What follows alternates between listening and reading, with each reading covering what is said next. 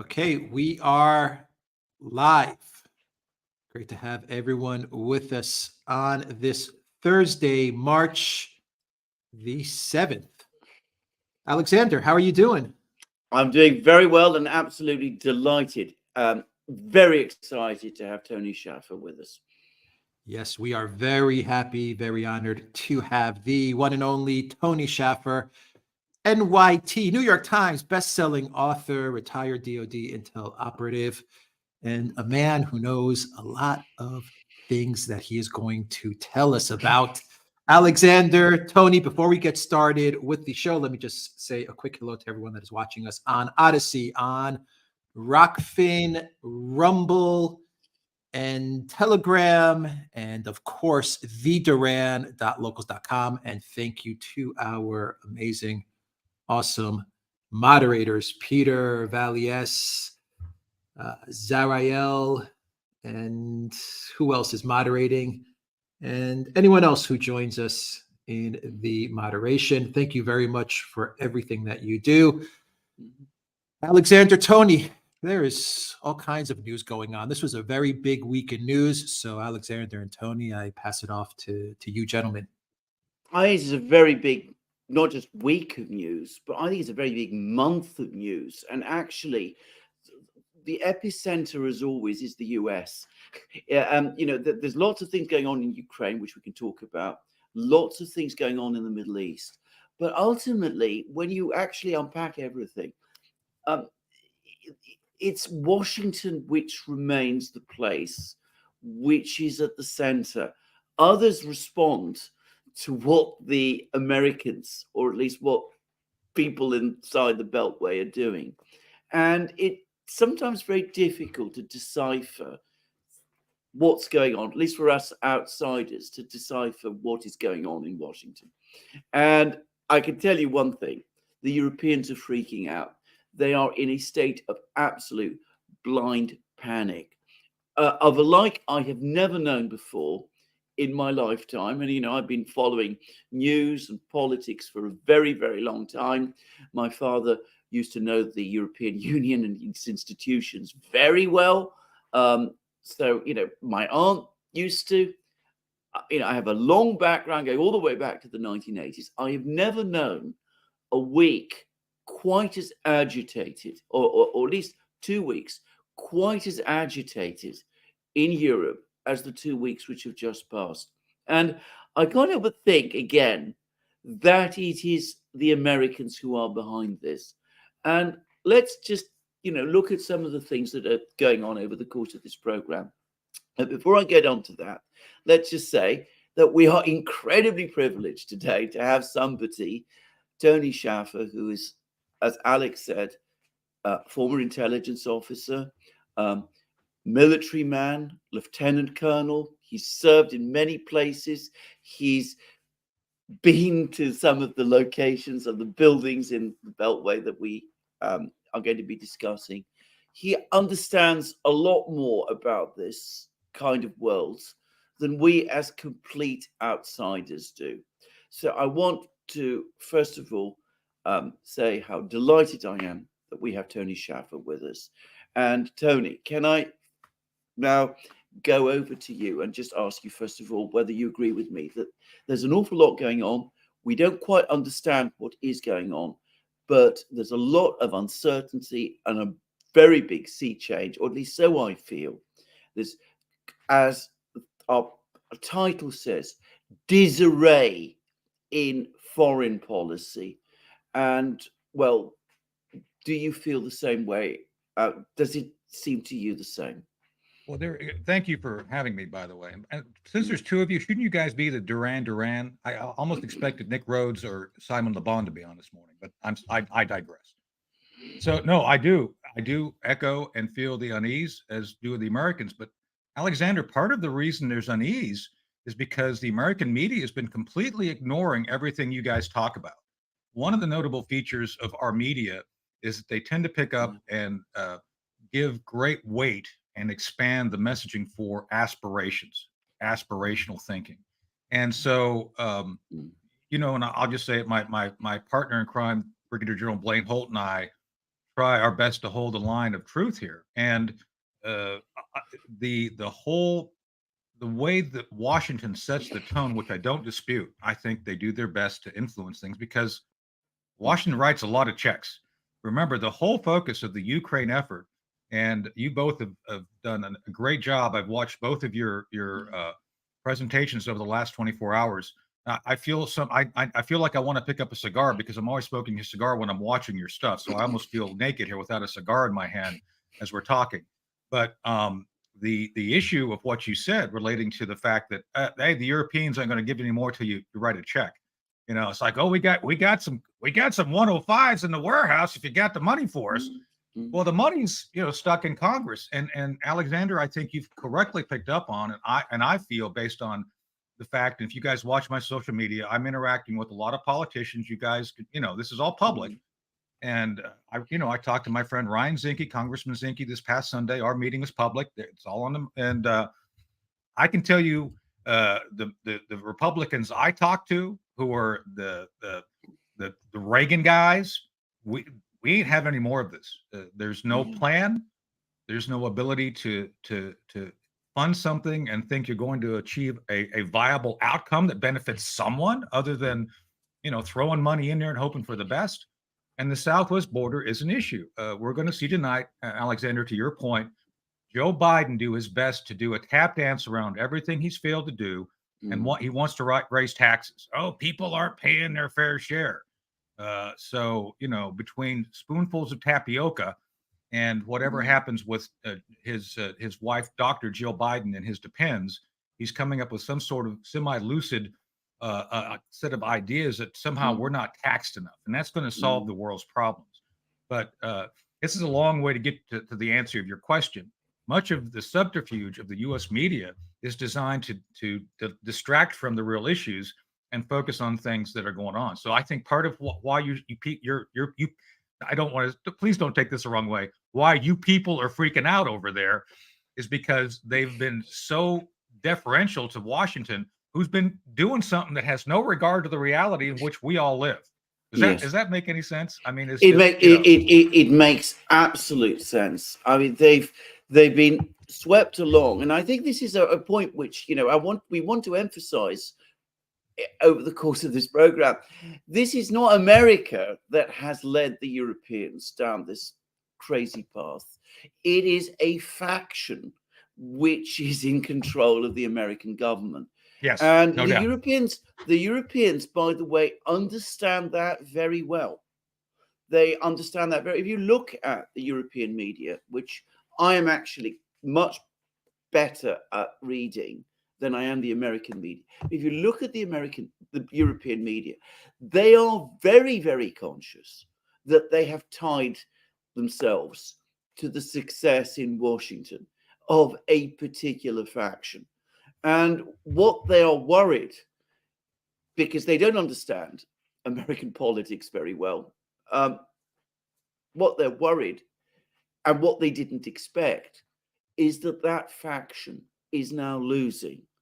And they've just lost, by the way, the single person that perhaps more than anyone else they interacted with, which is Victoria Nuland. Now, Victoria Nuland, it's impossible to overstate how important to the Europeans she is, because she was the person who was going to Europe all the time. She's terribly interested in Europe. She's much more focused on what goes on in Europe than I think many American officials are. And, you know, her conception of, you know, what American grand strategy should be is very focused on Europe. And that is something the Europeans like. And now she has gone, and they're all of them. I can say this definitely. They will be worried in Europe. They'll be asking themselves, why? Why has Nuland gone? Was she pushed? Did she go? Who are the people who are taking over? And they're going to be looking at the backgrounds of the people who are taking over.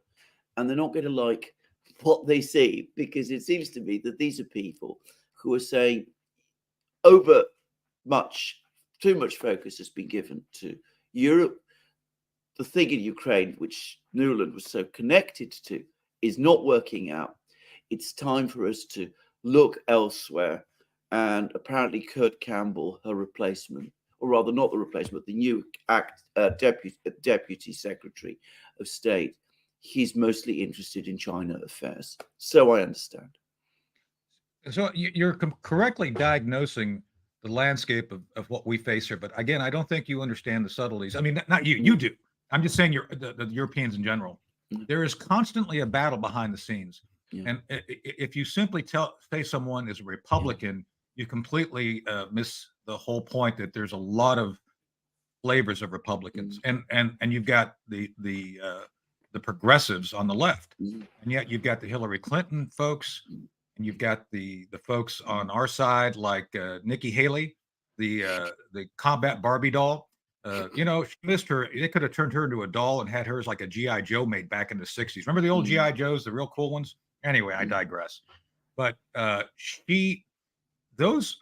the fat nougat layer that's kind of the mono party. It's the Speaker McConnell's, the folks who basically make up that the political. You guys, I think, call it the political class, and I'm not in that, and I don't want to be in that. And a lot of us have recognized that, man, it's a mess, and it's nothing. There's no good there. So Victoria is part of that.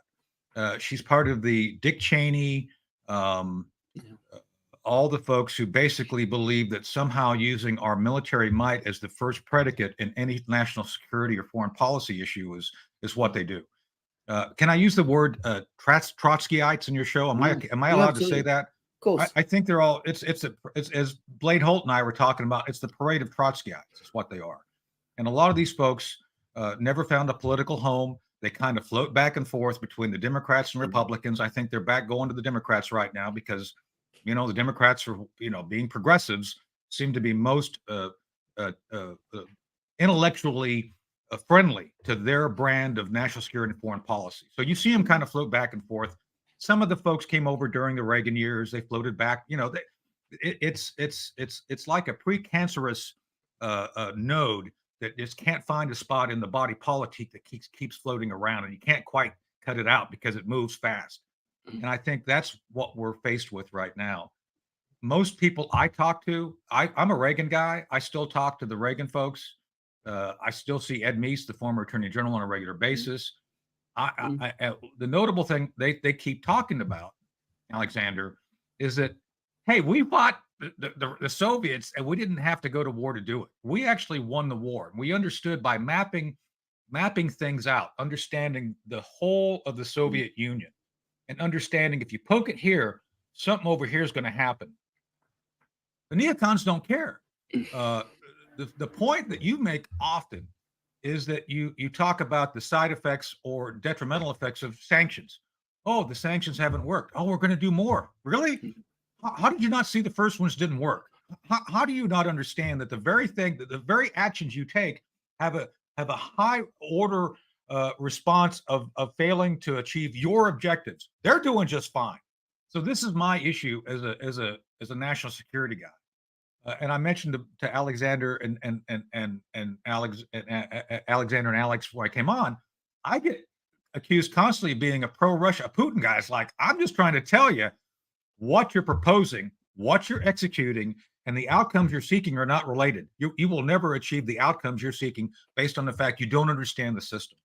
And so so we look at this with a great deal of disdain. Those of us who are trying to actually tell people you're not going to beat Putin. And man, they get upset. It's like, yeah, the Victoria Nuland thing, and you guys have mentioned her obsession with Crimea. It's like, get over it, girl. You're not going to get it back.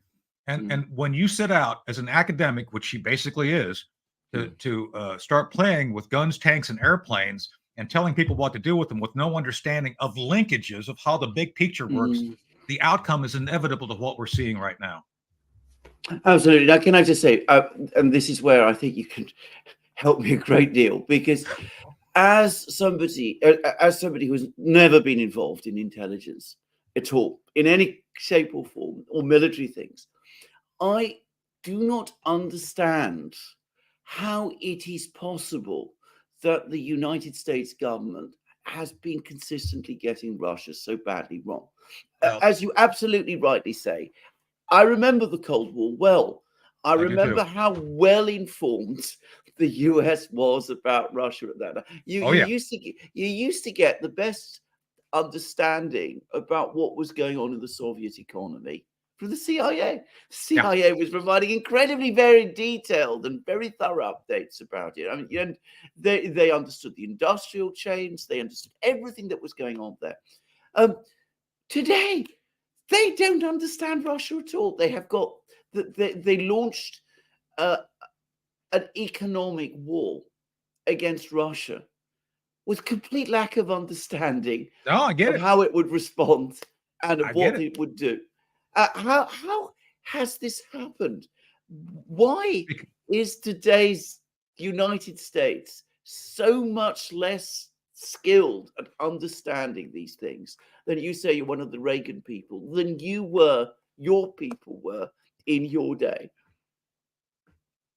Well, Danny Davis and I did a deep dive on this.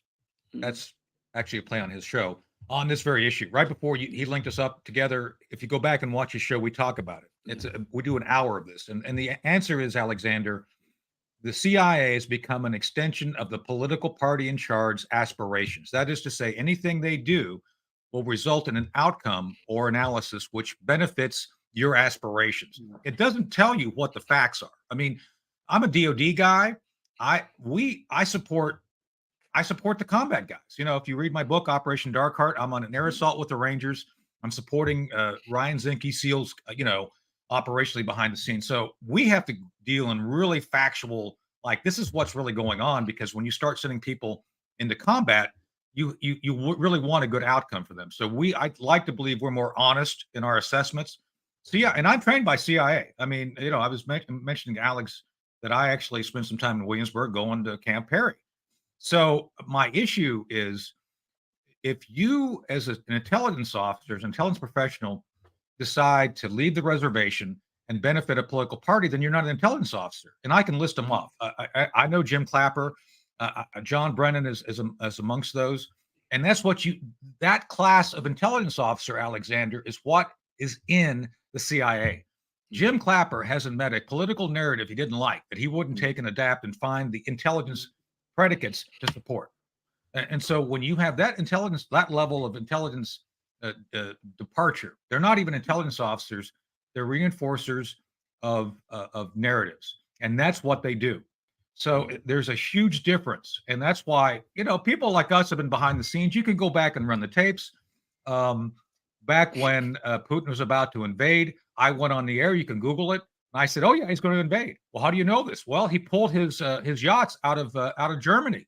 He doesn't want his yachts captured as incidental. And everybody thought, "Oh, that's crazy." It's like, no, it's an indicator. It's a factual indicator that something bad's about to happen, and you all have missed it. And so I'm just saying, my job is to call balls and strikes. The people who are in charge, Alexander, that's not their job. No. Their job essentially is to find any little shred or thread that they can put together, paste over, and say, "Oh, here's your intelligence." And so that's why. And by the way, then going back to your original question, American media, these knuckleheads at the senior level then feed the American media. They feed ABC, NBC, CBS, and they fire people like Catherine Herridge, who is a friend.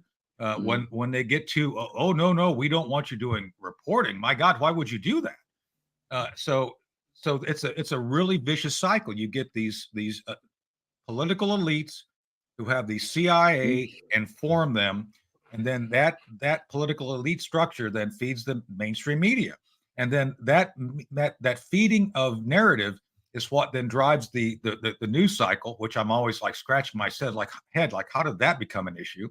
And that's what you all Europeans seem to respond to. But it's a corrupt system that does not validate or support the provision of truth to the public. And it's a very dangerous thing, because then people get surprised, like Avdiivka, it just fell. Really? How did that happen? I thought we were winning. I mean, that's what happens in this stuff, and it just is not healthy. I'm sorry if I'm droning on too long, but that's no, you're not at all, because way of trying to explain it. So no, it explains something else, because it explains how that summer offensive came about. Because I mean, I can remember reading Daniel Davis, writing and talking about this. He said this isn't going to work. Oh, And numbers are never there. Numbers were never there. And you say, I mean, your military, your focus is military intelligence. Well, surely the first thing you do before you launch an invasion like that, or rather an offensive like that, is you work out how strong the other side is. I mean, I would have thought that was absolutely, basic. And I mean, I don't know anything about this, but I would have thought that you'd want to know a bit about the generals who are in charge on the other side, their background. You want to know about the units there. You'd want to count the number of tanks, look at the logistical facilities, the fortifications, all of that kind of thing. And only then, after you've got at least some kind of picture of what you're taking on, do you launch this. But the Europeans. Can I hit that real quick, Alex? Please, Alexander. Please. So let me say, as a lieutenant, I enlisted in 1981. I became a commissioned officer as a military intelligence. I was actually counterintelligence in 83. And I can tell you my training was focused everything on the Soviet Union, everything to the things you're talking about. Let's understand the personalities. We were taught to put together massive biographical books on Russian leaders down to the lieutenant colonel level, from the first tank army all the way down to the field. We studied this. We understood their thinking. We looked at what happened during World War II. We looked at the battles. We looked at Kursk. We looked at all these things of how they fought war. We then studied the terrain in Germany. You wouldn't believe how many times I went through a fold-the-gap scenario where we would have to assess what they're going to do to come across and how we would go into an active defense. You always talk about an active defense, Alexander, and what you talk about. We were going to have to go on the active defense. And oh, by the way, we're going to have to hold back the West Germans who wanted to start dropping nukes the moment they come across. I mean, this is what we came up with. And there's a whole class of, I'm not unique. It's not like I'm the only one who knows this. There's a whole bunch of us that came through the system and understood. Some of my first operations were undercover against Russia. I actually was part of the INF treaty. Remember the INF treaty in 88? I was one of the guys undercover trying to entice Russians. This is an exclusive. I've never talked about this publicly. I was undercover trying to entice the Russians to defect while they were here in the United States, monitoring our destruction of the Pershing IIs. So I was undercover as a stuntman, for God's sakes, trying to get these guys convinced to walk over, come to the light. So I'm a little bit over the top here, but I'm trying to make the point, Alexander, to your premise. A lot of us understand this. A lot of us came through the system and understand you must study them to the level of ability to influence them.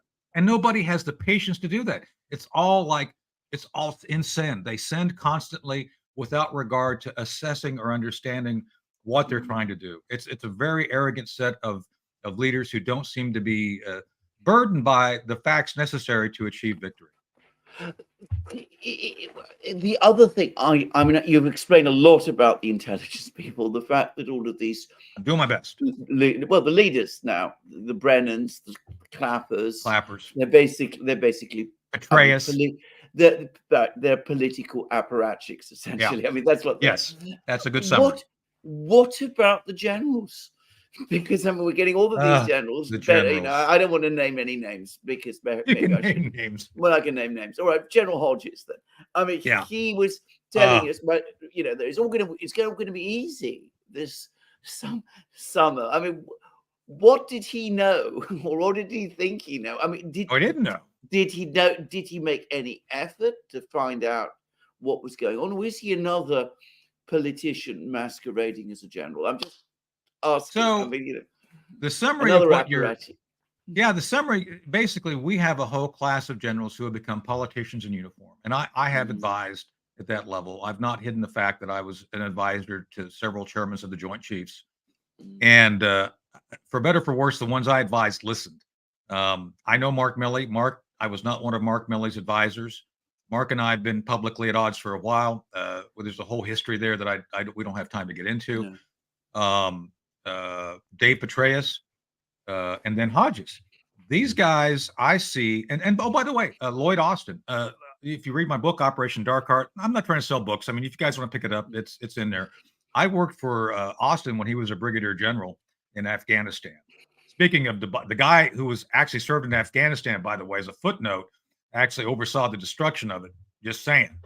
But Austin was a politician in uniform. You could see it when he was a brigadier general. Petraeus became a politician in uniform once they got the goods on him for him sleeping with his biographer, Paula Broadwell. I can only imagine the amount of dictation going on at night between she and he during their time at Bagram. Just saying. But I think the whole issue relating to these guys is that they take a step into the political realm and they give up any aspirational belief that they're going to be credible generals. Do you think for a minute, Alexander, that Hodges worries about our criticizing of him? No, he doesn't care because he fulfilled his purpose. Petraeus doesn't care.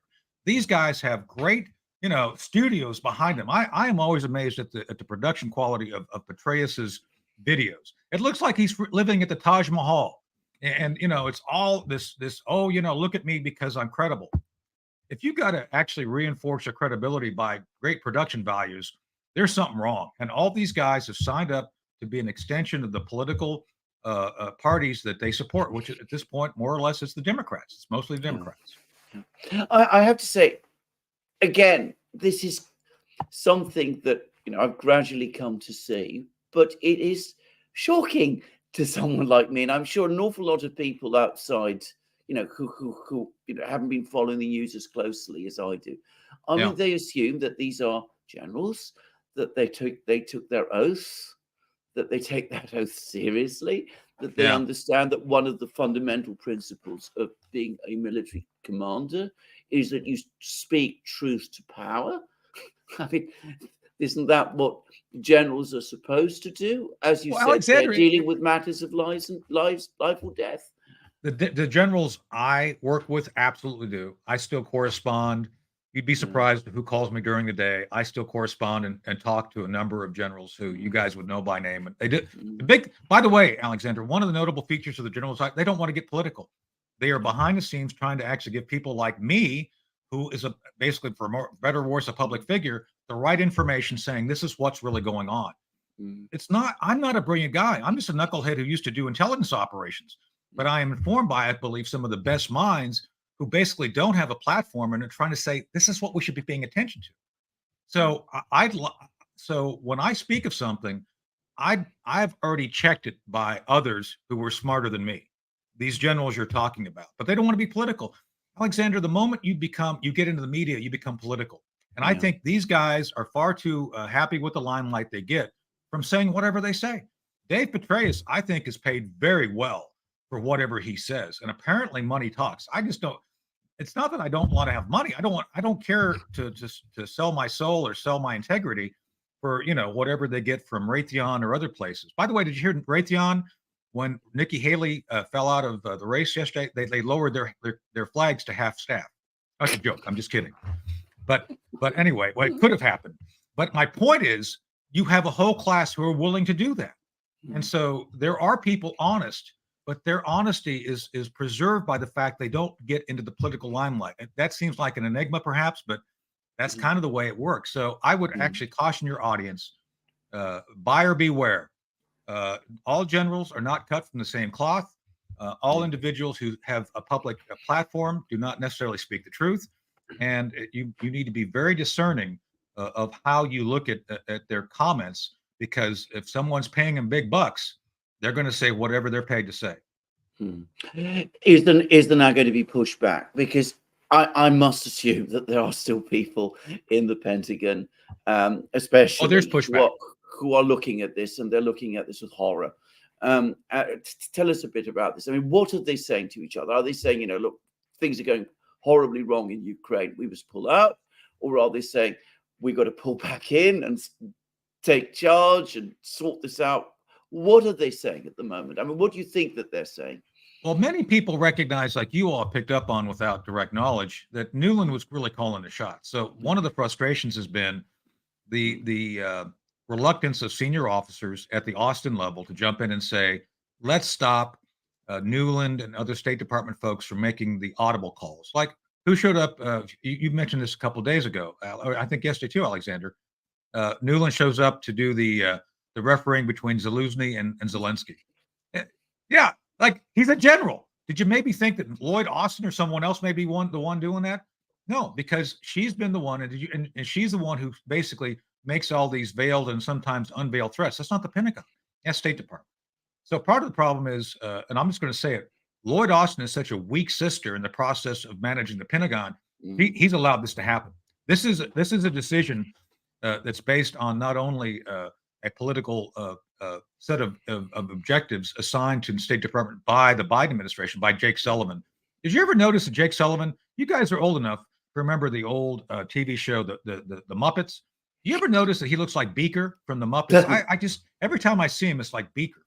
But anyway, I digress again. So, but I'm just saying that political class. Actually, that's brilliant. That's brilliant. Just carry on, please. Well, it's true. So, but I'm just saying that basically you have this unholy alliance of academics who have influenced battle space activities. Yeah. And so that's the first rub of the guys at the Pentagon. It's like, you're not fighting a war. You're extending military force as a tool of narrative. Extending military force as a tool of narrative is not a good idea. It's not going to attain victory. And that's the issue that the people I talk to have. This is not a serious strategy. Come on. Who has ever launched offensive operations without at least some level of air parity, let alone without air dominance? Who does this? And yet Petraeus and Hodges, to your point, Alexander, are right out there. Oh, it's going to work. It was never going to work. And so the people who understand this have been suppressed. We can't talk about it. We can't go out and say it's not going to work. Oh, you're pro-Putin. No, I'm simply stating, based on my 30 years of experience and everything I've watched, this is not going to work. And oh, no, you're just being negative. So the people I talk to are very frustrated by the fact that they are not allowed to have their voices heard at the very senior level. So they're there, Alexander. They're fighting the good fight. But the moment you stick your head up in this political environment, you're pro-Putin, you're out. So it's a very difficult thing to do. I mean, I just want to make a number of points. Going back to your point about Trotsky, so I have no problem at all about you saying this, because I having encountered many actual Trotskyists in my time, I can see a lot of the signs here. I mean, continuous revolution, expanding the revolution all over the place. The intense factionalism, by the way, the dislike of Russia, which Trotsky and his acolytes eventually developed, because Russia, in its the Soviet Union as it was, rejected him. All of this and the obsessive intrigues which these people get up to, which again is very, very much part of, goes with the style. And I don't know how much of the ideology that they kept with them, but you can certainly see many of the practices repeat themselves. And I'm glad you brought up the bit about narratives, because my wife is an academic, and of course she's involved. She's an English literature academic, and she is extremely frustrated at the way in which tools of literary criticism, which were developed in the 50s and 60s, have now come to shape public discourse. Yes. And she thinks this is an absolute disaster. And she's absolutely right. I mean, these are tools for examining novels which were works of fiction and understanding novels, fiction better.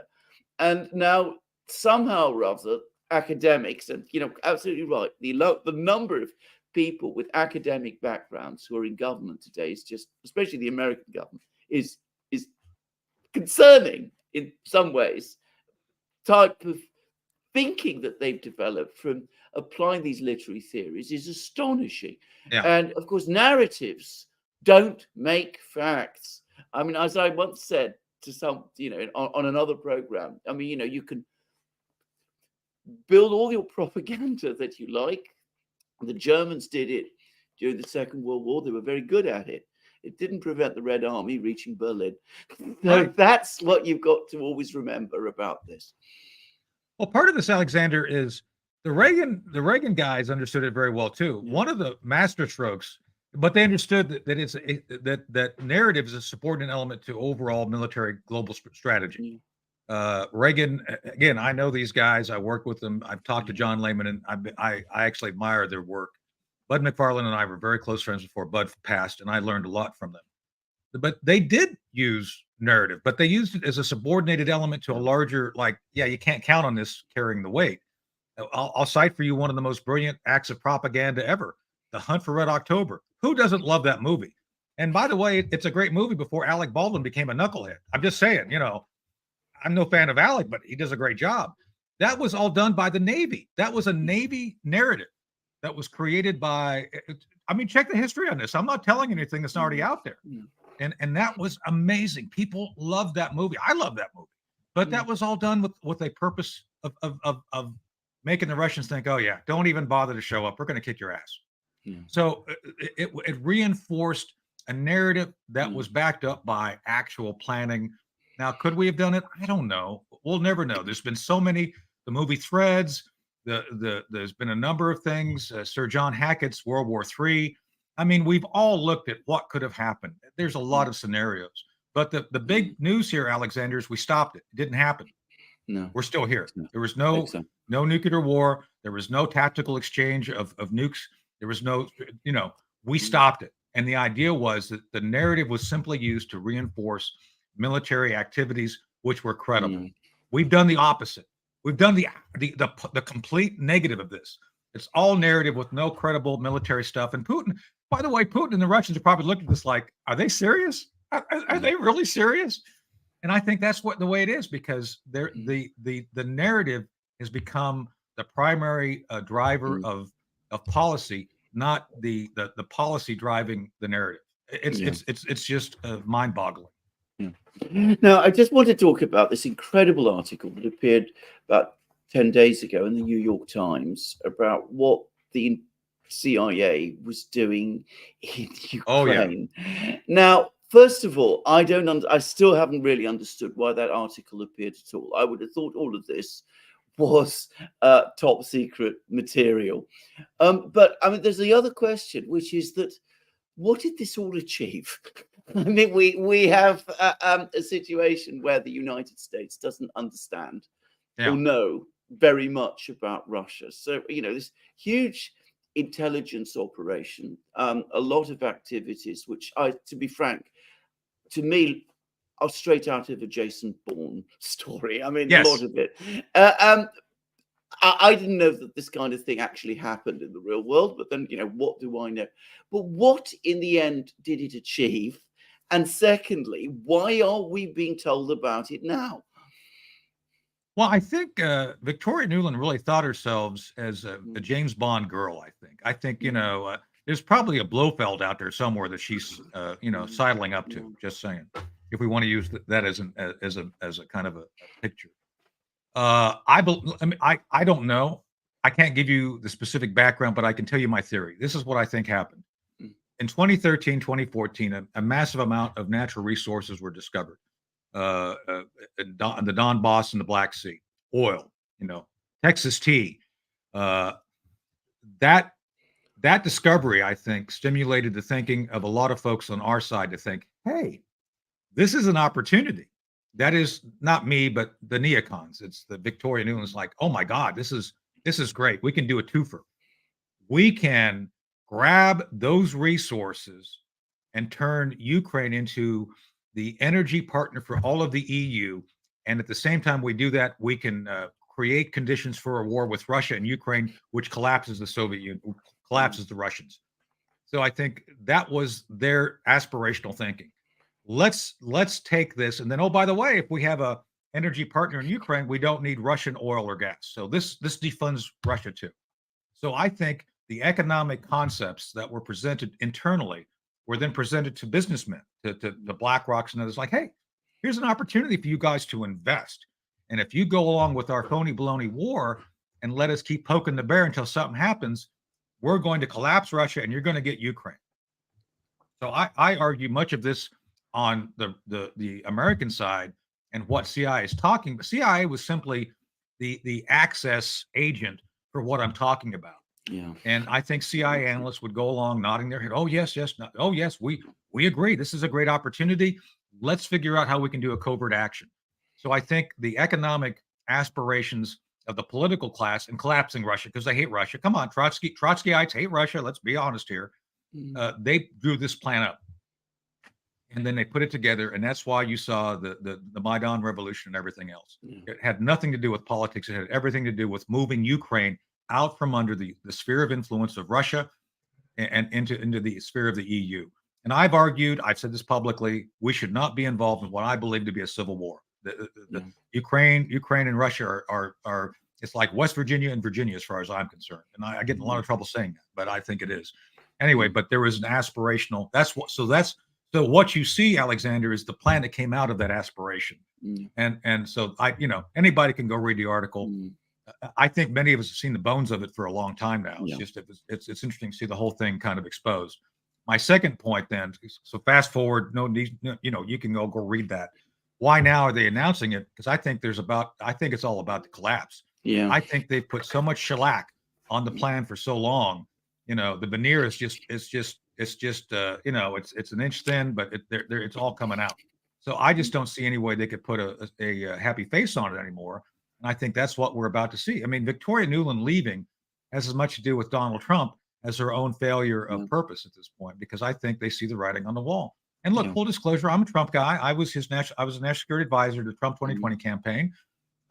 You guys know who I don't hide who I hang out with publicly. You guys see who I post, I hang out with. So, I think from people I talk to, it's like, there's going to be huge changes if Trump gets elected and this nonsense is still going. So I think, they're starting to look at their exit strategy as far as I can tell. And this is my opinion. I don't know this. So, I completely agree with that, by the way. I think that this is the fact that Nuland has gone and the way in which she has gone and the people who are taking over from her within the State Department. As I said, that does look to me like a big shift in policy, given what a central figure she has been in for so long. Oh, absolutely central.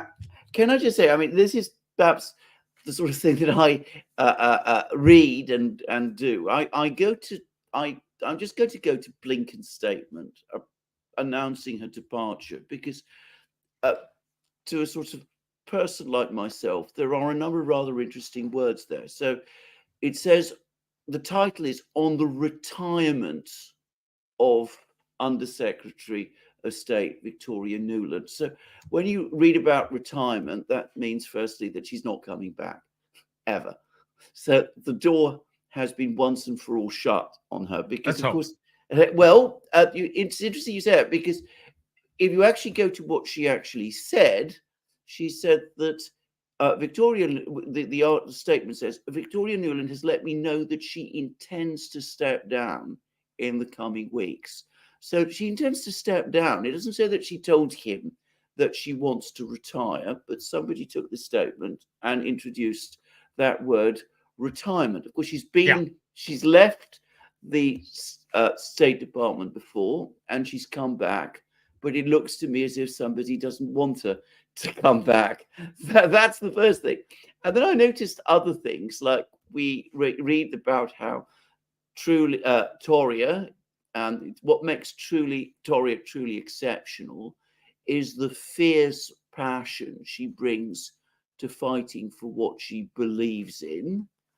And then we go on to read that she makes you laugh when you most need it, and always she makes me laugh constantly, and always has your back, and that she always speaks her mind.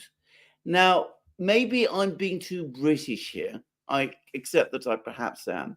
But all of these things look to me like what we call in Britain damning with faint praise. So you've retired her. She didn't say she was retiring, or so it looks to me, but you've decided that she's retiring. She's got fierce passion, so she's somebody who doesn't keep a temper very well. She is somebody we call those hemorrhoids here. Exactly. She's somebody who speaks out very openly and straightforwardly, which means to say that she's rude and impossible, and that she minds your back, meaning that she doesn't. I mean, that's how I would read a statement like this. If this was published in Britain following a bureaucratic maneuver like this, having worked on the fringe of the British government, I can tell you that is how people would read a statement like this. Oh, this was a firing. No, the simple fact is there was no predicate. There was no like, hey, Tori's not doing well. They're pretty upset with her. Hey, Tori's looking to go do something with the family.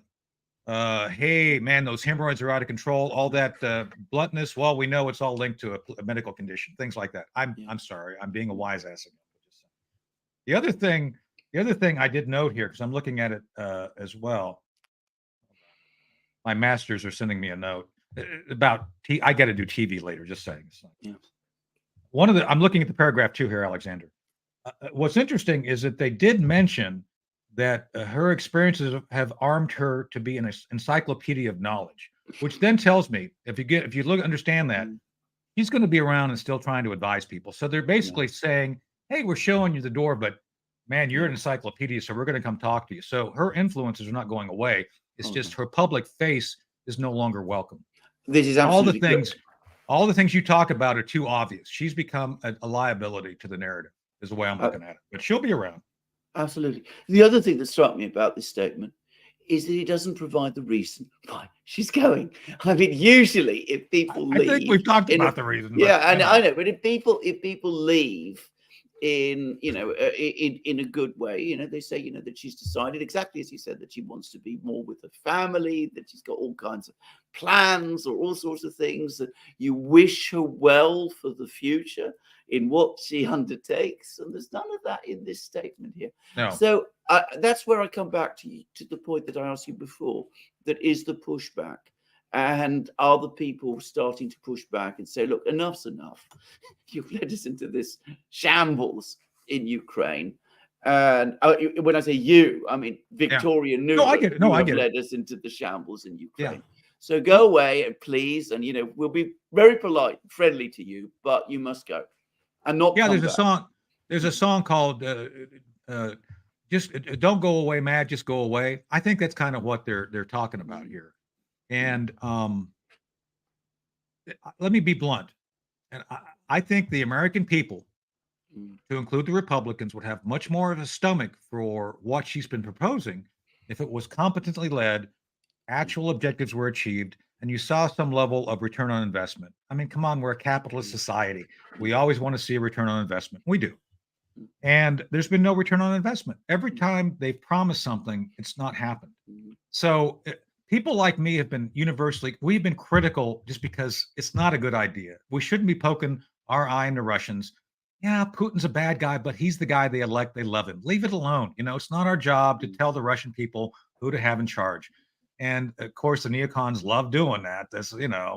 I was in a room one time with someone who wanted to pick the replacement for Karzai. Like, shouldn't the Afghan people be picking their replacement for Karzai? I mean, I was on the air with one of their guys talking about this. Like, that is not an American value. It's not. It'd be people like me. It's like, no. Get out of their nonsense. They have enough nonsense. We don't be involved in their nonsense. But that's what happened here. So if Alexander, the American people, had seen a return, I think there'd be a lot more support for continued funding. I think the gig is up. I think it's like there's no more gas in the tank. Nobody's convinced. Joe Biden is one of the worst possible salesmen for the concept. I mean, are you kidding me? The Rumba president? I mean, I don't think he can find his way to the resolute desk, let alone actually having to make decisions on how to best sell Tory's nonsense to the American public. I just think it's just too much. It's a bridge too far for him at this point. Yeah, one very last thing from me, which is Sure. this. I mean, how on earth does Victoria Nuland, who has never held elected office, wield the power that she does for so long? I mean, isn't that a Deep sign state. of how dysfunctional the situation has become in the United Deep States? state. Dude, I mean, I get in trouble. Oh, there's no deep state. There's a deep state. It's the permanent bureaucracy, which has been heavily influenced by and manned by a lot of the folks who were considered neocons. Think about it. I mean, it doesn't matter if you're Clinton, Bush, Obama, Trump. Trump had neocons in there doing stuff. They have established an enclave within the government, the permanent bureaucracy, where they're able to influence things. Look, my friend Joe Dunford, General Dunford, chairman of the Joint Chiefs, directed, based on President Trump directing it, we need to pull out of Syria. Did we pull out of Syria, Alexander? Did we? No. So who did that? Well, it wasn't Joe Dunford, the chairman. It wasn't Donald Trump. Somebody else must have said, we're not in the mood to move things out of Syria today. Sorry. So that's what it is. And I hope you don't think I'm paranoid, but I'm just telling you, there's something else out there that sometimes it takes orders, sometimes it doesn't. And more often than not, that's how you get a Tory Nuland, is because it has essentially established a process of selecting and enriching those. Hillary Clinton had a lot of folks they put into it. I could go through a number of people I believe were, card-carrying members of the permanent bureaucracy known as the deep state. You kind of see them flash here and there, and I think Tory is going to go and do some things to based on the fact that she'll retire, but she'll still have huge influence on what's going on. So. Yeah. Tony Shaffer, thank you for Sure. brilliant contributions to this program. I'm going to hand over to Alex. I hope it helps. It helps hugely. Alex, over to you. Tony, you have time for 3-4 questions? Sure. Happy to take it. Great. From Robert, do you see Nuland's departure and the fall of Ukraine to be linked? And will the U.S. fall in prestige of its power prerogative along with BRICS accession? So a two-parter. The power and prerogative is long since gone. For the last year, there's been no prestige to speak of. I don't think anybody on the world stage takes anything that Blinken says or Biden says is serious. So I've argued that whatever prestige we had is long since gone. And I think inevitably at this point, you see Xi and Putin and the underlying nations coming together very effectively to create this BRICS coalition that's going to be very economically successful, by the way. And I think that's something our leadership here in the United States just don't seem to understand. And I don't know why. I don't think they want to collapse the U.S. currency at this point, but they want it to basically walk back its influence. And they're doing a very good job of it. And the second part of that question, I've gone on record saying that Zelensky's going to be gone by the end of this month. So without his protection, I think he's gone. I think they're just figuring out who's going to be the next dupe who can come in high heels and do a great dance number that you can play on YouTube. Who's going to be the next leader? So I think that's what's going on right now. And is it linked? Yeah, I think it's linked. I think they've seen the writing on the wall. I think they have intelligence indicating that what I'm saying and what we're talking about is true. That it's about to happen. So. Do you think Russia prefers Zelensky where he is? That's a great question. I've given no thought to that, Alex. I've given no thought to that. I don't even know. The honest answer is, I think Putin would welcome anybody who continues to make the same mistakes that they're making to benefit them militarily, is the way I look at it. So, right. From Ronald, will Trump, if he's elected, will Trump appoint foreign policy people different from Pompeo and Bolton, or will he appoint the same old flattering hawks? Again, I'm on the record going against Bolton. I did an editorial right after he left the White House, and I wasn't for his appointment. And I wasn't an advisor back then. So just for the record, I did not advise the appointment of Bolton. With that said, I'd like to believe so. There's several competing efforts right now to look at who goes in to the next administration if Trump wins. And one of them is very public. It's called 2025. The Heritage Foundation's running it. They're pretty open. Chris Miller, former Secretary of Defense, is kind of running it. I know the people who are running it. I know that not only they're looking at policies, they're looking at people. I can't really comment any further on that at this point, based on but yes, the idea is that you would eliminate. They're installing a new fiber optic cable in my house right now. So next time I'll even be more purdy because I'll have 4K. It'll be great, like 3D. Anyway, so no, my point is that the personality is policy. A little behind the scenes. Back when Trump came in, there was a fight between the Heritage Foundation and Rance Priebus of who was going in. I was a part of that battle, and Priebus won. Priebus, neocon / the guy in the nougat level, got control. You're talking his campaign manager, right? No, Rance Priebus, who was the RNC guy. Rance Priebus. Okay, yes. Yeah, if you remember Rance. Look at that time. Yeah, you guys are great analysts. So go back and look at that time. So basically, we my team, the Flynn guys, I was part of the Flynn kind of tribe. It said, no, let's have a Reagan guy pick the staff. And we had a whole slate of guys that would have come in. They're Reagan guys. I'm a Reagan guy. We wanted to bring back a lot of Reagan policies, and they were never accepted. So Rance Priebus was the guy who went about trying to remove any Trump loyalists and put in the people we're talking about, the deep state folks. And that's what happened.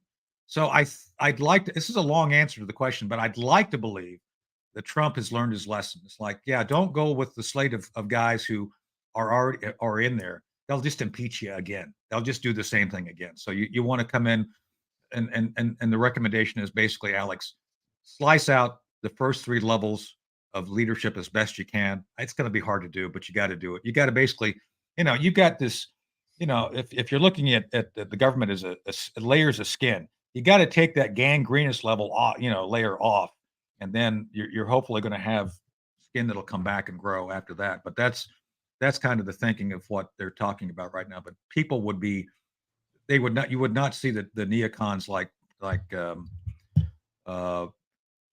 Bolton show up. You may have a few Pompeos. Mike at least would have, I advise Mike. Mike would listen some of the time. We yell at each other a couple times too, but I think some of those guys aren't totally without the ability to listen. So. Right. There was a question in here. I can't find it, but it was about Michael Flynn, since you mentioned Michael Flynn. And the question was, could he have a role if Trump were to be elected in the administration, or that's out of the question? I just don't see it. Mike and I are friends. I haven't talked to him for like a year, but I want everybody to understand the context. I don't see it. I think Mike has moved on. I think Mike is doing things right now to benefit the political aspirations of many in the MAGA movement. I'm not a MAGA guy. I advise MAGA. I'm a Reagan guy, and so. But I think that he's found a home where he feels comfortable. I think he got burned really badly. I think we could all agree that some of that nonsense they pinned on him was criminal, literally.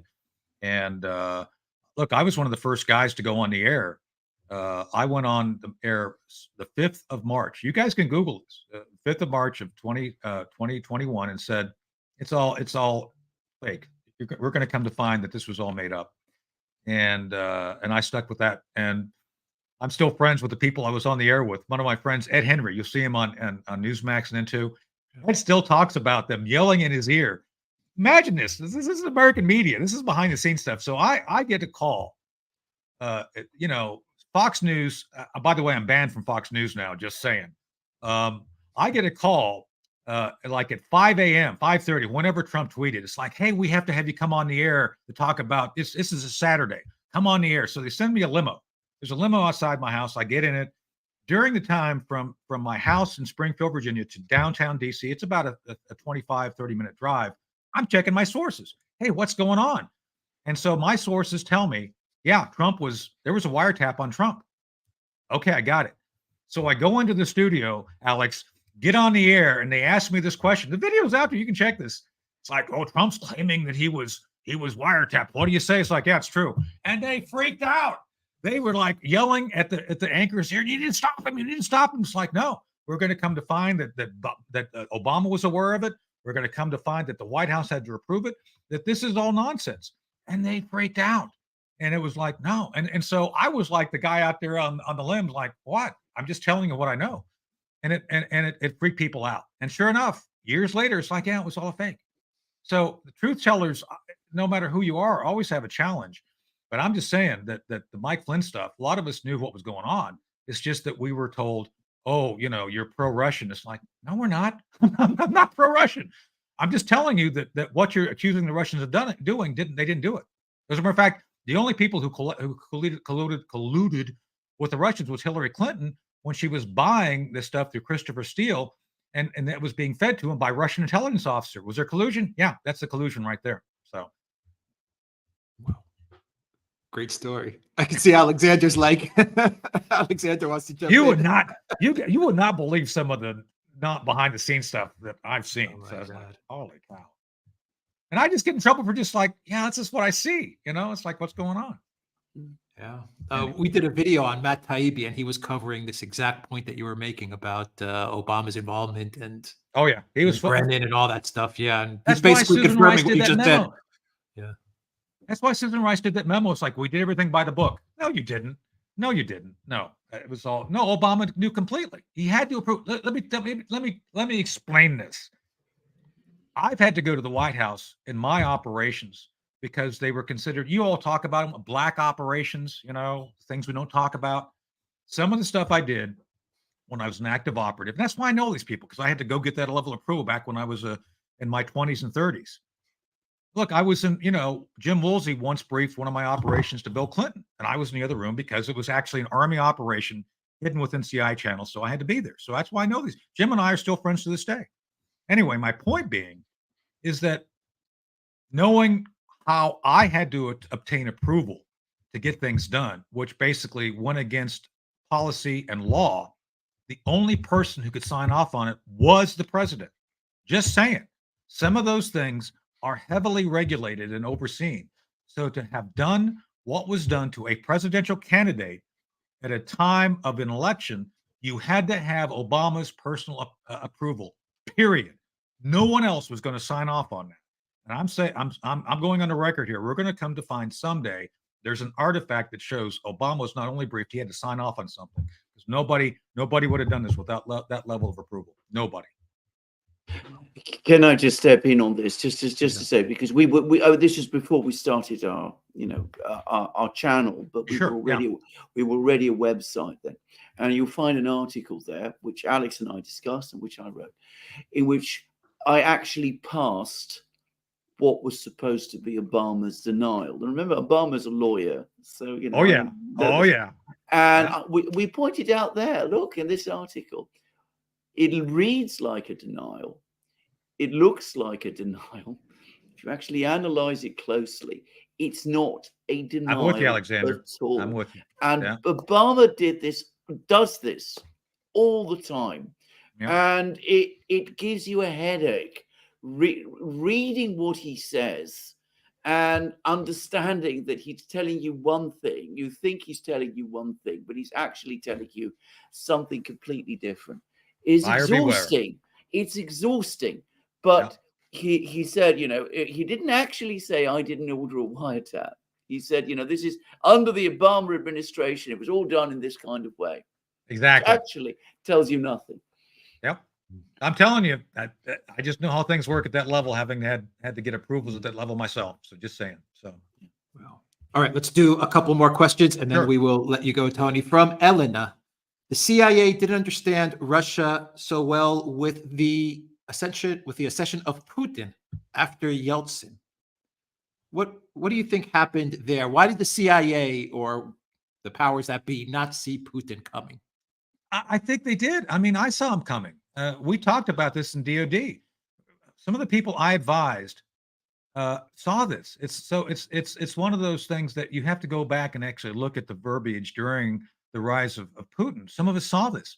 I've said several times he wants to put the band back together. And I'm not saying it's a good or bad thing. It's just he recognized the prestige of the Soviet Union. He has said this. So how then are we surprised when he starts working to put together a coalition of former Soviet countries that essentially becomes a de facto Soviet Union? So it's like this has been a point of policy that he's never deviated from. So accept the man of his word. We're the issue. One of the notable features of the way we look at this is that we have people who understand the facts will ignore them. And I cite for you for Robert Gates. Robert Gates at the time, remember, let's go back, way back machine to the Reagan years. Reagan did a great job, I think, based on everything I watched, of pushing the Soviet Union to the brink of collapse. That yes, we did all the nonsense in Afghanistan, and I know the guys were involved in that. That was a huge chest-sucking wound for the Russians, all the stuff going on there. SDI, I've heard great stories of SDI, of how Gorbachev was so focused. They believed, Alex, that we could come up with a bunch of Star Trek-like satellites and just going to shoot down their missiles. They believed it.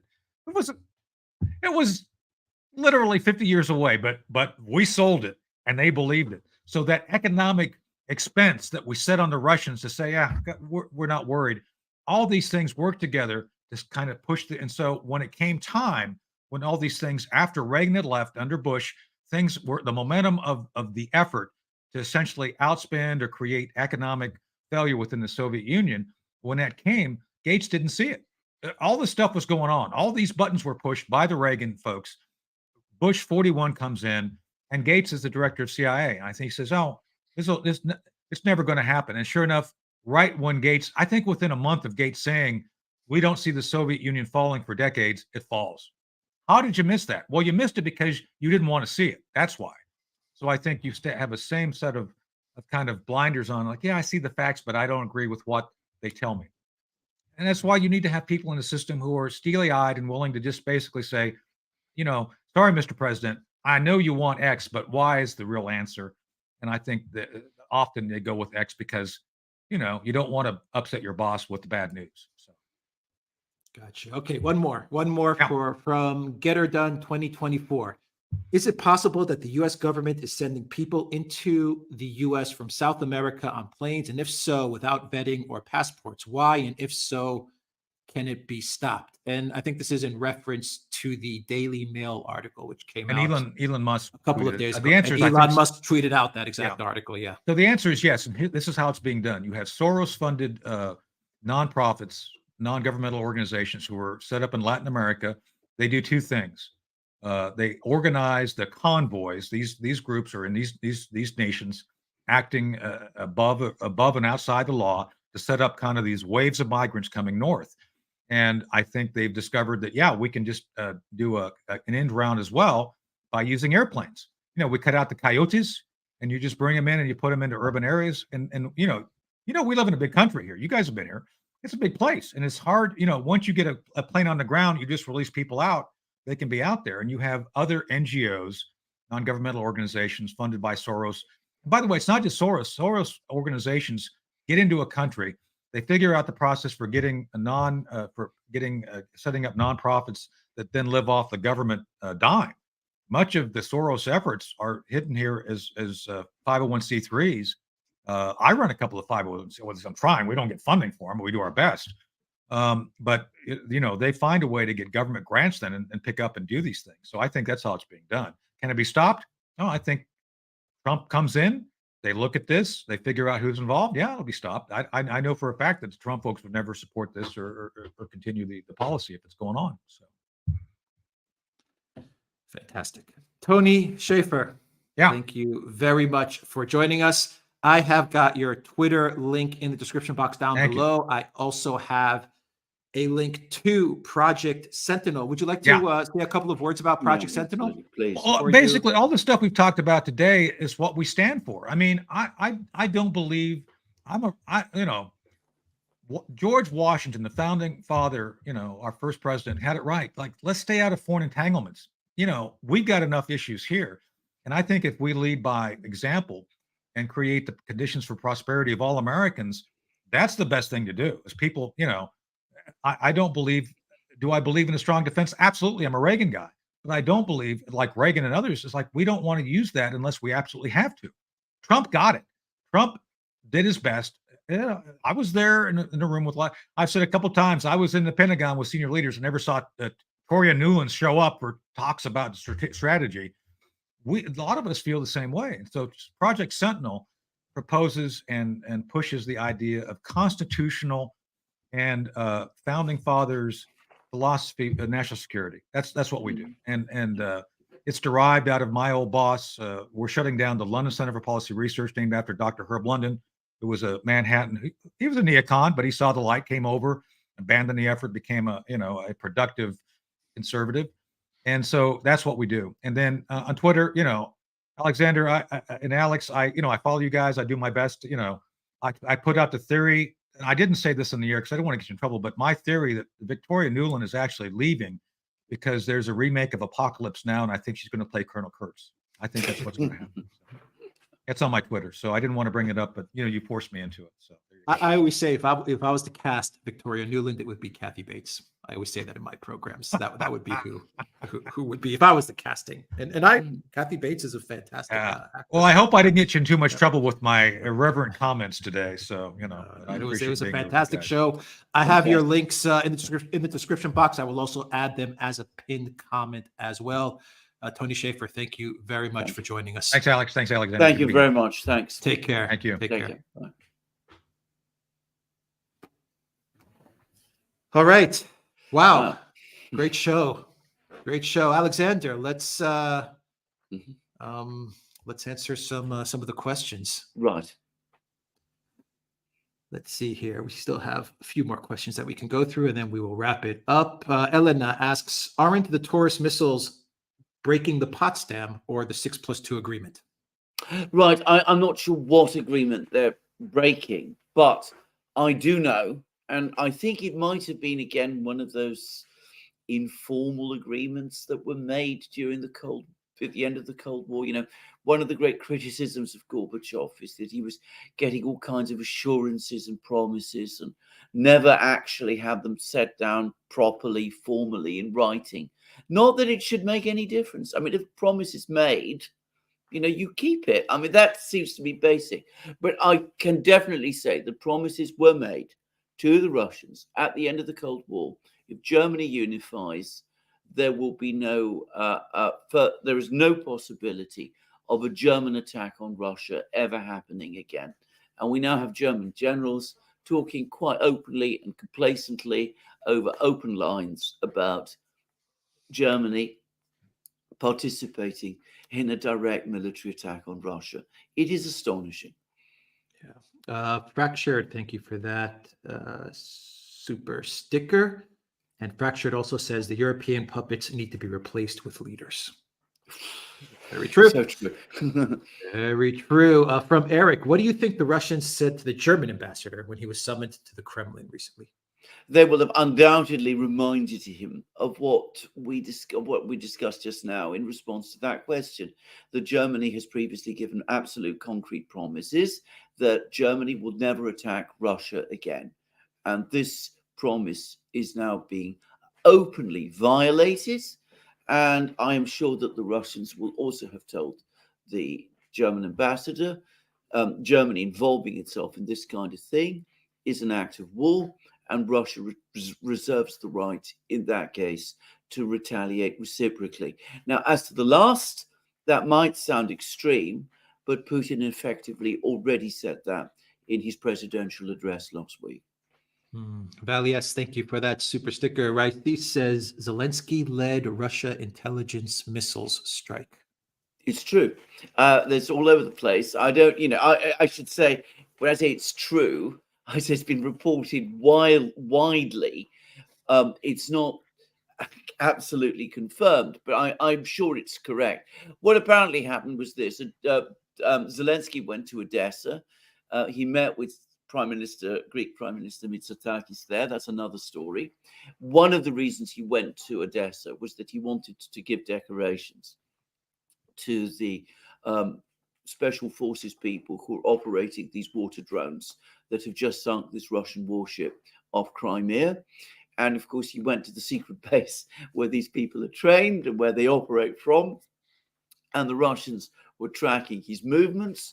And that way they found out where this base was. And then he left. And boom, they struck the base.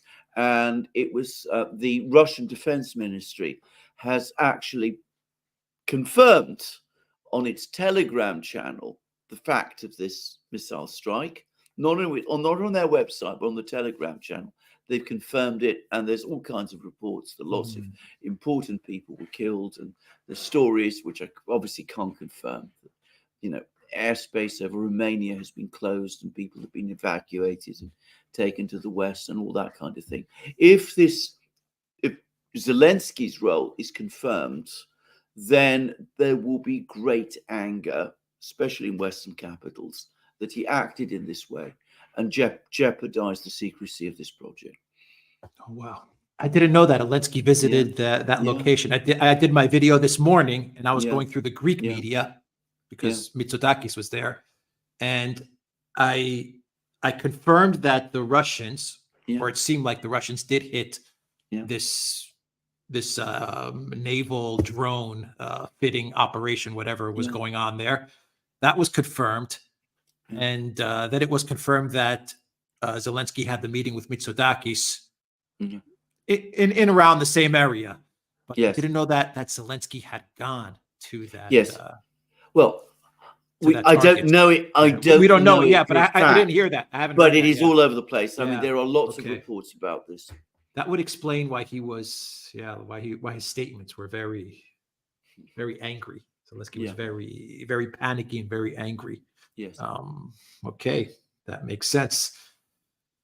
So Saint Max says the DC bubble terrifies me. Sorry, world. We are trying to get them out. Thank you for that. Paul McDonald, thank you for that super chat. Robert, welcome to the Duran community. New2 says, don't like Biden or Trump. The U.S. will eventually be forced to better as it slides downwards. Cheers, guys. Yeah. Thank you for that. Ted says, he's right. The neocons are Trotskyites. Elza says, strange fact. This is, by the way, this is not controversial. If you go back to the 60s and you look at the background of many of the original neocons, I mean, it is well established. I mean, it's not controversial at all, actually. Elza says, strange fact, the New York Times reports about 12 CIA bases in Ukraine and sleeper cells inside Russia, but everyone who has been arrested by the Russians was not connected to espionage at all. Do we know that for a fact? I mean, this is the kind of secret world which, Tony Shaffer knows, but I don't. And who's arresting whom and what they're doing and who they are. I mean, maybe the Russians wouldn't want to tell us about it. I mean, this is the kind of world we're talking about. Outsiders, and we're total outsiders to this. Outsiders like us can't be sure about anything that goes on there. We can try and decipher some of the signals. We can talk to people like Tony Shaffer, who can help us some of the way. But we don't know for a fact that the Russians haven't been catching and arresting people and have all kinds of things haven't been done. If we're talking about the incident, for example, in Crimea, which Budanov was involved in, I remember the incident, actually. I remember the reports about it. I remember the fact that this group of Ukrainian saboteurs tried to get into Crimea, and there was a huge amount of anger about it from the Russians, and that there was this gunfight, and many of them were killed. And it turns out now that the Russians had been tipped off about it in advance. At least that's what we learned from the New York Times. So there's all kinds of things about this undercover secret war which we don't know, and which we'll probably never find out. Ophelia, welcome to the Duran community. Summer of 1970 says, what's not in disarray in the U.S.? Free Assange. Toby Clear says, free PDF, The World Teacher for All Humanity by Benjamin Cream. He's AKA the Imam. Okay. Not a religious figure, but books easy to find. Right. Hashtag geopolitics, hashtag sanity. Thank you for that. Michael, thank you for that super sticker. Trevor says, everybody's got a plan till we stab them in the back. Vicky Nuland. Absolutely. So she's somebody who, according to Tony Blinken, she watches your back. Well, she does. She watches your back so that she knows exactly where to put the knife. Yeah. Lana, thank you for that super sticker. Cactus Ray, thank you for that super sticker. Robert says, Nuland's abortion on the U.S. taxpayer? Question mark. Thank you for that, Robert. I am Valentina says, Nuland was okay with 500 dead Iraqi children in exchange for Saddam. Yeah. Elza says, Toria has your back. Ask Zaluzhny. Russell Hall says, is Putin a bad guy, or is that just the narrative? He is the president of Russia. He's a tough, clever man. He can be pretty ruthless when he has to be, as any world leader does, by the way. And, let's not be naive about this. But Russians, who are the people who are the best to judge him, do not think he is a bad man. As far as they're concerned, he's a good man who's done good for Russia. Wade says, my family is from Slovakia and finds the slaughter of poor white Slavic Christian soldiers unconscionable. Absolutely. And I think that so do all of us. Dan Walda says, keep up the good work. Thank you, guys. Thank you for that, Dan. And Sir Rodney Epping says, my past due payment for your excellent work. Oh, thank you. Thank you. Thank you for that. 1 sec, Alexander. I lost my place, but here we are. Lada Moreau says, Putin is not a bad guy. Again, Western propagandistic belief got said in passing by the guest. Oh, absolutely. Can I just say something about Putin? I mean, you must make a distinction between the cartoon character that you read about every day in the media in the West and the actual person. They are so completely different from each other that it's difficult to find any overlap between the image, the Western image, crafted image of him, and the reality. And of course, you got a glimpse of the real person in the interview he recently did with Tucker Carlson, and you got an even more extended, sense of him from the film, the documentary that Oliver Stone did some years back. Yeah. Jerry, thank you for that super sticker. Raphael says, Putin said when the SMO started, Russia will not be intimidated. Colonel, I was in U.S. Marine. Can you tell us 3 military meanings of this, please? Well, I can't answer that question, not having myself been in the military. I think it's fairly straightforward. I think that when Putin says that Russia won't be intimidated, he means what he says. And I think that's exactly right. I mean, this is the kind of policy that he's been following. And we can see it clearly in the way that he's conducted the special military operation. Raphael says, best show on the net. Thank you, Raphael, for that. Jeffrey, thank you for that super sticker. Robert, welcome to the Duran community. Susan, welcome to the Duran community. Alexander says, what is it going to take for the neocons to lose influence? That is an excellent question. I don't know. I mean, they've survived every disaster that they've authored up to now. I think there would have to be a major change in the political system in the United States. I mean, they're so embedded in it now that you'd have to do pretty much what Tony Shaffer was saying. You'd have to really go very deep in order to get the gangrene out. Yeah. Jerry, welcome to the Duran community. Reza says, thank you, gentlemen. Jerry asks, the New York Times exposes CIA bases in Ukraine. Bases get bombed, agents get killed, no prosecution, but the U.S. wants to extradite Assange. True enough. Nina, thank you for that super sticker. Raphael says, so are we not going to talk about the amount of Ukraine soldiers who are turning themselves in and turn right back to fight for Russia? Well, we have talked about it, and we've each of us, Alex and I, have talked about it in our various programs. And there is apparently a growing flow of people who are deserting and who are going over to the other side. I should say, by the way, that I'm very uncomfortable about the fact that some of these people are apparently joining up with the Russian army to fight against their own former army. And I'm given that Russia has no shortage of men, I personally I don't think that they should be doing that. That's just my view. And Elza says, did Putin change his mind about hitting Zelensky? He's never intended to hit Zelensky. Right at the very start of the war, Naftali Bennett, the Israeli prime minister, came to him and said, look, Zelensky asks me, are you out to get him? And Putin said, no, absolutely. I'll give you a categorical assurance that we are not looking to take out Zelensky. And this was said, right at the beginning of the conflict in early March 2022. And the Russians have, released video footage, apparently. I haven't seen it, in which one of their drones was sort of following him around, and they were showing Zelensky. And they're making it absolutely clear, if they wanted to take out Zelensky, it would be very easy for them to do. But they're not doing it.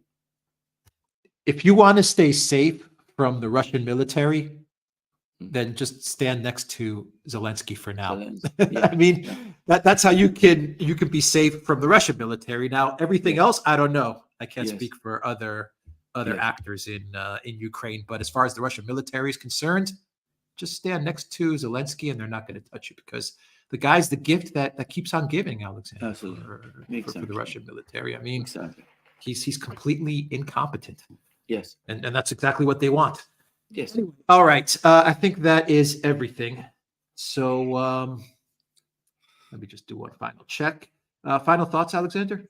Well, it's a fantastic program, and we've learned a great deal about how things have how there's been a degeneration, which there clearly has been. I mean, I know people sometimes push back on this, but whatever you may think about, the way American policy was conducted during the Cold War, they did this with a very high degree of efficiency in those days, and that's gone. That's gone completely.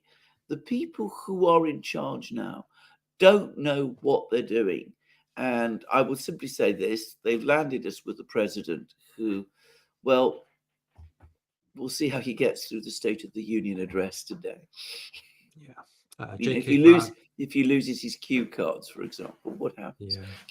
Yeah. JK Frog says, great to talk. Thank you for that, JK Frog. All right. Thank you, everyone that watched us on Odyssey, Rockfin Rumble, YouTube, and theduran.locals.com. And one more question from Tabernac.